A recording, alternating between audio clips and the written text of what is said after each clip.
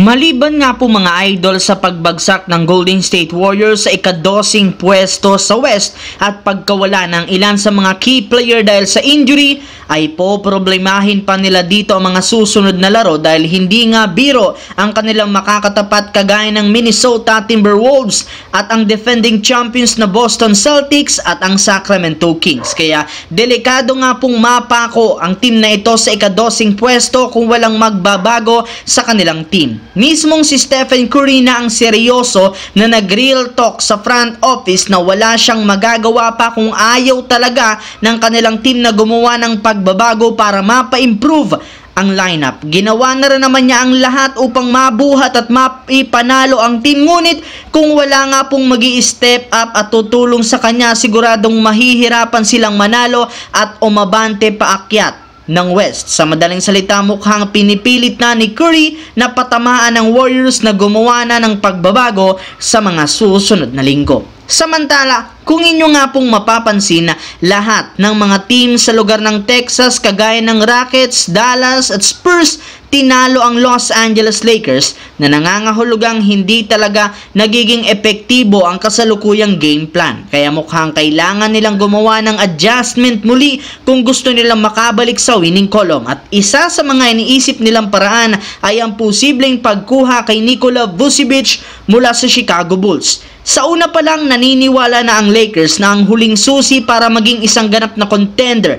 Ito ang literal na magpapabago sa lineup at takbo ng Lakers. Napansin ng kanilang team na isa sa mga kulangan nila ay maging competitive. Ang hindi nila pagkakaroon ng isa pang scoring at rebounding big man na tumutulong kay Anthony Davis. Kita na rin naman na hindi talaga kaya ni Davis na solohin ang trabaho sa loob, kaya once na makuha si Vucevic, inaasahan na magkakaroon nito ng malaking pagbabago sa team. Gamit ang pag-average nito ng 20 points per game, 10 rebounds, hindi mamumroblema ang Lakers sa kanya. Sa kabilang banda, matapos nga po ang ilang araw na pagkawala ni Jimmy Butler sa Miami Heat, makakabalik at makakapaglarong muli ito sa darating na game laban sa Denver Nuggets. At kahit man patapos na ang kanyang suspensyon, wala pa rin naman nga itong balak na bumalik. Harap-harapan nga pong sinabi ni Butler sa kanyang ginawang face-to-face meeting sa Miami Heat na ayaw niya na nga pong manatili sa team at gusto niyang lumipat ng ibang koponan. Kaya isang malaking katanungan,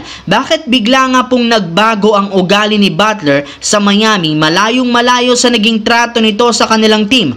Ayon kay Chris Haynes na isang NBA insider, mismong ang kampo na ni Butler ang nagsabi na maraming dahilan bakit hindi na masaya ito. Una ay ang hindi pagkakasundo ni Jimmy Butler at ni Pat Riley since ayaw nga po ng presidente na makipag-usap sa kanya. Naniniwala rin naman sila na ang mismong Miami Heat ang nagpapakalat ng trade rumors patungkol sa kanya at higit sa lahat ayaw ng front office na ibigay ang hinihingi nitong katulong.